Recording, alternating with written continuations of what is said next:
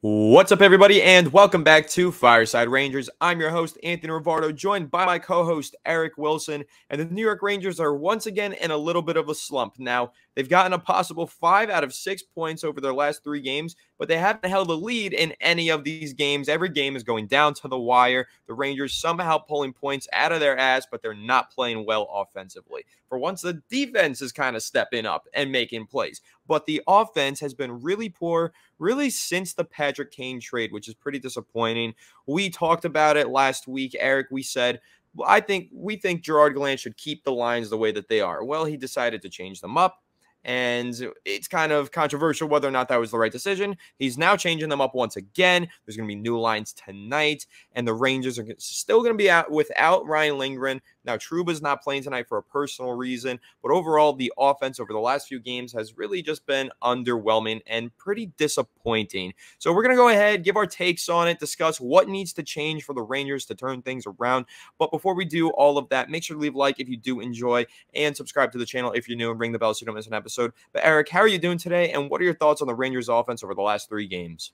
I mean, I'm doing good personally. The Rangers are back in action. Apparently, this game's going to be shown on Disney Channel. So I guess we're going to get a lot of young Rangers fans coming in. So that's always good to see, just, the NHL actually doing something good with their marketing.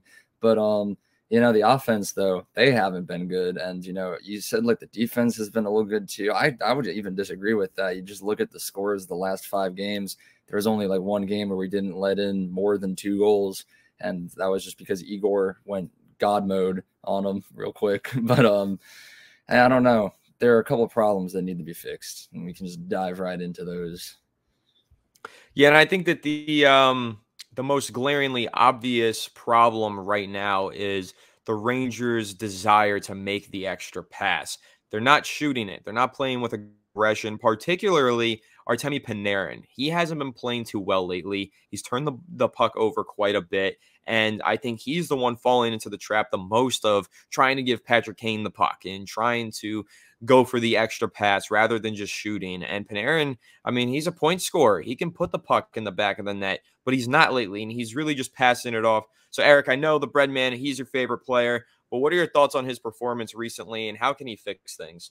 Yeah, I mean, like you said, dude, I love Panarin. He's right here on my wall. I'm looking at him, but I don't even want to look at him right now because of how much he's been frustrating me. And it's really annoying because the last couple of games, like outside the last 2 or 3, he was playing pretty well offensively. He won a little point streak. He was scoring goals. He was getting assists, but it was the defensive aspect of his game was just not there.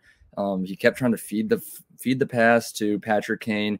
He keeps trying to make all these fancy plays, and he's just been a turnover machine. It's almost like every time he's on the ice and has the puck, I'm just at this point expecting the other team to take it away from him and have an odd man rush going up the ice the other way. So as much as I love Panarin, I have to admit that he is currently a defensive liability on the team. And while he will continue to score points every once in a while, apparently not last game when the top 9 just decided to be non-existent, but I don't know. He's causing problems, and he needs to stop making turnovers for the team.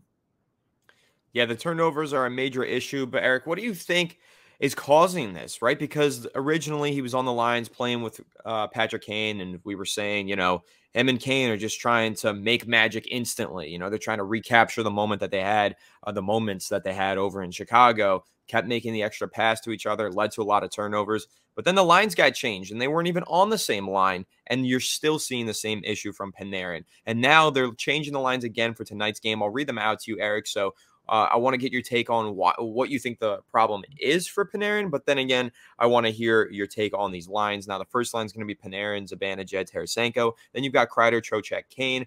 The kid line's back intact, Lafreniere, Hedl, Kakko. They switched that up for a game or 2 earlier last week, but now it's back. VC, Goodrow, Mott on the 4th line. So, Eric, again, Panarin, how does he stop making that extra pass, stop turning the puck over, and what are your thoughts on the new lines?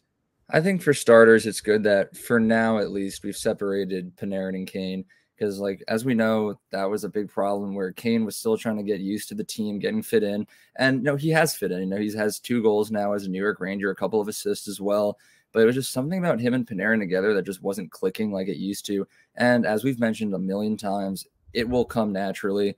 Even though Kane has settled in with the team, he hasn't just like reformed this like years worth of chemistry with Artemi Panarin that he used to have. So I mean, as we saw, the 2-1 overtime win against Buffalo, Panarin did have the overtime winner right there, and he wasn't playing on a line with Patrick Kane that game. So I think for now, just a little space to let them develop their own game and fix their own like individual problems separately is going to help. You know, Patrick Kane had his problems settling in. He's been working on it. Now Artemi Panarin has these problems with the turnovers and being too fancy with it. Put him up there with Zibanejad and Tarasenko, and maybe that'll work itself out too. And when Panarin is looking like his old Hart finalist self again, then maybe we'll slide him back down and see what he can contribute with Patrick Kane right there. Yeah, and then, you know, talking about that line with Panarin, Zibanejad, Tarasenko, what do you think about that in terms of, you know, you were saying it earlier, some of these lines are too offensive, some of them are too defensive. Where do you think the balance is on that one? I know Tarasenko is actually one of the players that I think has been playing well lately. He's kind of, I feel like, benefiting from the lack of pressure. You know, the Rangers made the blockbuster trade for Tarasenko, then just made another blockbuster trade for Kane. So now he's kind of in the shadow of Kane rather than grabbing all of the spotlight. And I think that's kind of benefited him. Less pressure. Tarasenko just kind of been like a silent assassin. Of course, the Rangers offense in a slump. But how do you feel about that first line with Panarin, Zibanejad, and Tarasenko going into tonight's game? I think it's a good line, and I think it has a lot of offensive potential right there. But it also just brings up the same problem because just like Panarin, just like Kane, Vladimir Tarasenko isn't known for his defensive abilities right there. He's a goal scorer. He's a straight offense guy. And that was like one thing that I was thinking about looking at our trade deadline acquisitions overall. It's like we kind of lack a really good two-way forward at the moment in that top six. I mean, obviously Kreider is always really good with that. Trocheck is also very good with that. But it's really going to come down to Zibanejad with that first line. We know he's like pretty good at faceoffs, and he does make a couple of good defensive plays. But when you're playing alongside Panarin and Tarasenko, you really need to step up and be a really good two-way forward right there, because chances are if the other team has the puck right there, Panarin and Tarasenko aren't going to contribute much to playing a little defense right there. So that's the balance right there. It comes down to Zibanejad, but everyone knows March is Mika's month. It's Mika March. So I have like full faith in him. For some reason, this month, he always just becomes like Jesus on the ice. So I think it should be fine. But I think that is going to be a recurring like issue and theme that we see throughout the rest of the season and the playoffs is, can these new acquisitions in the top six contribute defensively? Because so far, Kane, Tarasenko, Panarin haven't really done much on that aspect of hockey. Yeah, and I will say one player that I think has played well recently, Barclay Goodrow. He had a goal recently. I think Goodrow's played well, and I think the fourth line has actually looked pretty good. And low-key been the most consistent over the past few games. And Tyler Mott's been the physical two-way player that we've expected him to be. Goodrow getting involved, scoring goals, and VC has actually been a pretty decent playmaker. I'm impressed with the fourth line. Eric, what are your thoughts on the fourth line over the last few games?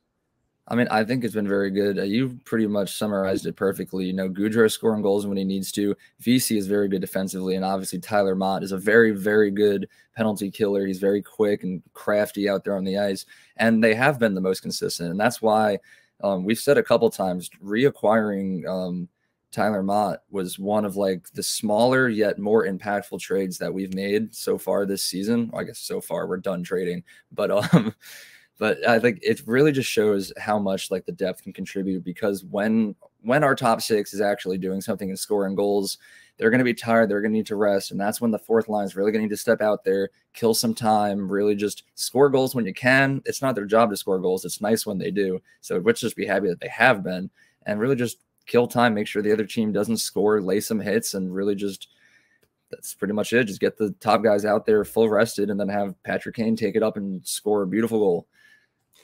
Yeah, and then, of course, I mentioned it, back on the third line, they do have the kid line back together, but they've been in a real rut lately. Philip Hedl in particular, 15 game scoring drought. Here's a quote from him, quote, "I don't believe in luck.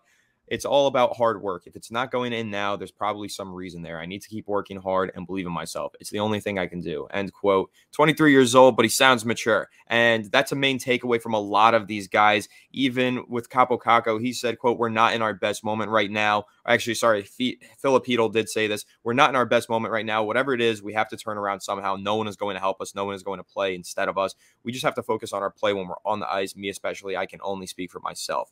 So end quote there. But I really feel like the kids do need to step up, but there is kind of like a difference between last year when they were the kids and now this year where you're kind of seeing them like have these really mature responses when they hit a rut and not having their confidence shook. And I will say, despite the slump that the Rangers are in right now, I feel confident that when the postseason rolls around, we know that the kids perform in the postseason. And now that the kids are turning into teens, they're turning a little bit more mature. I think that it's really actually kind of something that's giving me confidence for the future. Something that's giving me confidence for the postseason is seeing the way that these guys are fighting through this slump and not losing their confidence. I think that's pretty impressive. So I guess, Eric, what are your thoughts on the kid line? How did they turn things around? And how do you feel hearing such like mature responses to their poor performances? I mean, like I think it's a great mindset to have. And then I think it's like even outside of the kids, I think it's pretty much the same mindset that the whole team has where they're going through this slump.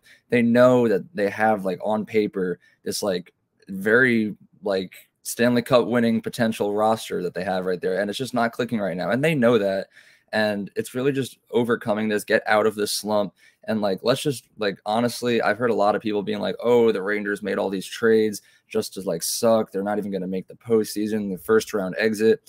But trust me, you want this to happen right now so we can work through these problems rather than when there's like 2 games left in the season. And then we enter the first round against like New Jersey or Carolina, having to work through them then and there, because then you're out of time. So luckily the situation, here's like a couple solutions. Obviously, we keep switching up the lines. We need to get Panarin out of that. The kid line, I think, they'll just come back naturally. Lafreniere has been looking really good recently. Filipino, he says he doesn't believe in luck, but unfortunately, like luck is a big part of it. But it's good that he has the mindset where he knows that he just needs to keep practicing and improve his game right there. So just with time and practice, Hedel will be back. We know what potential he has. Kako, same thing. So I don't know. I'm just happy that it's happening right now, not in a couple weeks when we're gearing up for round 1.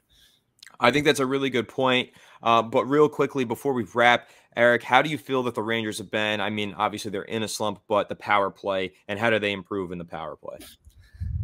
The power play has been interesting. Actually, it hasn't even been like too horrible recently. I know when we were watching the game against Pittsburgh, I don't remember what the exact stat was, but it was pretty good. Like since acquiring Patrick Kane, they had like close to a 40% power play percentage, which is like really, really good. It's just, unfortunately, some of the line combination just hasn't worked out too well. We've like scored a lot of power play goals recently, so I can't exactly complain. I'm just like nitpicking right now. I think overall the penalty kill also looks pretty good. It's just keep working through the lines, figure out what works best, and just roll with that from now on. That's why the trade deadline is as early as it is, just so these new guys can fit in and teams can figure out what really works. But overall, it's like weird. The power play, it just like, I feel like I want to complain about it, but I can't because like it kind of has been working. There was that one game where they went like 0 for 5, but overall, it's not horrible. It's pretty good. Well, I would say that it's pretty good at times, but I think consistency has been the biggest issue for the Rangers over the last couple of weeks. I mean, just a lot of lack of consistency. Again, somehow finding a way to pull the points out of their ass. Like I said, 5 of a possible 6 points in their last 3 games. However, they have not won any of those games outright. So, I mean, listen, the Rangers, they're in a slump right now. I don't think it'll last forever. Gerard Gallant's doing the right thing, changing the lines when he can. Hopefully something clicks and they're able to turn it back around. Then I really do think that they will. But I want to hear your thoughts on it down below in the comment section. So make sure to go ahead, comment down below. Leave a like if you did enjoy this episode and subscribe to the channel if you're new and ring the bell so you don't miss an episode. We'll catch you all on the next one. Have a good one and let's go Rangers. Let's go Rangers.